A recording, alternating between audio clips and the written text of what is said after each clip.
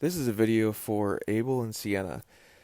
Sienna had this promise ring that was given to her by her parents, and she requested that we use it as a part of his wedding band.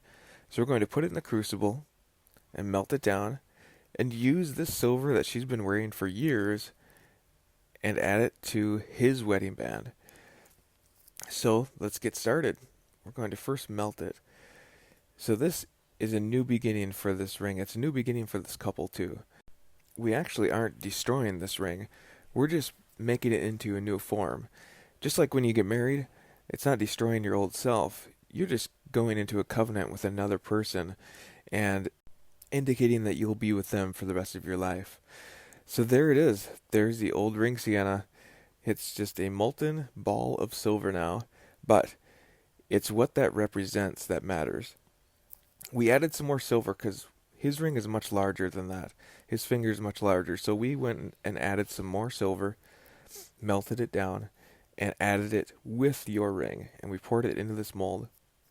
Now, we're going to open this up and we're going to start the forging process, which will create his ring. So there it is. It doesn't look pretty. It's got all these sharp edges. We're going to go ahead and take care of those with our file and get it prepped for forging. So the whole process is kind of like a representation of marriage. The two become one, so we melted that ring, added some more silver to it, and it all became one piece. And now we're going through the process of forging, which is changing the shape of the metal through force. So this, we are compressing it through this rolling mill to lengthen the piece of stock till we get to the desired length, width, and size for a finger. And it hardens it. So we want to anneal it so we can bend it and, shape it into a ring form. Much the same in life. As we go through life, it is hard. And sometimes that hardens us. And sometimes we go through trials and they make us hard. And we need the Almighty to soften us again, to anneal us and anneal our hearts so we don't carry bitterness and crack like that can happen to silver. If it's worked too hard for too long, it'll start cracking. And then it's destroyed. Just like people, just like us, if we go through too many trials for too long, we can become cracked and become cynical or, negative or what have you. But we got to go to the Almighty and get refreshed. His mercies are new every morning. So we need to keep those in mind in our marriage too. Because, it's work. It is we love one another and we have that feeling of love, but eventually that kind of fades away. And then you have to be like, okay, I made a commitment and a covenant to this person, and I want to make sure I'm doing things to make it so we keep that flame alive, that we show each other that we cherish one another. And it takes work. It's just like anything in life that's worthwhile. You have to work at it. And so we formed the ring. Now it is in ring form, and we're soldering the seam shut. So then we can, go through the finishing process and make this ring into a wedding band.